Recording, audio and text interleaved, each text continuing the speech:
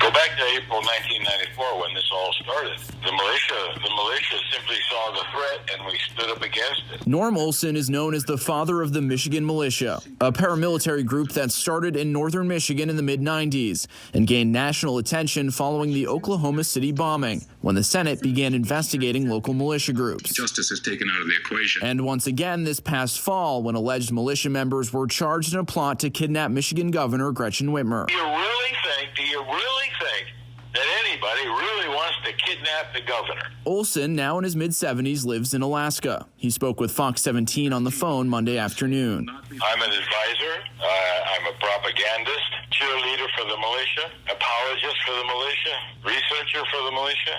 I know where it came from. I know how it's supposed to behave. According to Olson, the recent attack on the Capitol is anything but how militias are supposed to behave. He says militias were in D.C. to hear the president speak, but blames provocateurs for stirring up the violence. The dissipators, the troublemakers took their lead, and there was no one to stop them.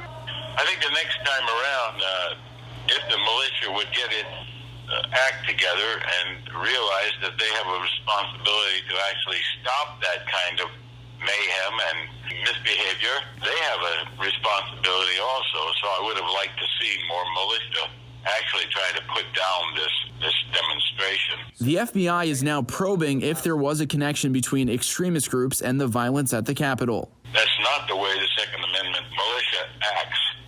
Second Amendment militia is well regulated, and there was nothing like that. Olson claims militias like the Michigan one he co-founded exist to defend the Second Amendment and liberty, and he refutes claims that they are anti-government. I want to see the rule of law upheld. I want to see the Constitution upheld. I want to see the spirit of the Republic upheld and reinforced. He maintains the baseless claim that the election was stolen from Donald Trump and says that's what's growing the division in the country. But even so, he's advising militia groups to stay away from D.C. during President-elect Joe Biden's inauguration.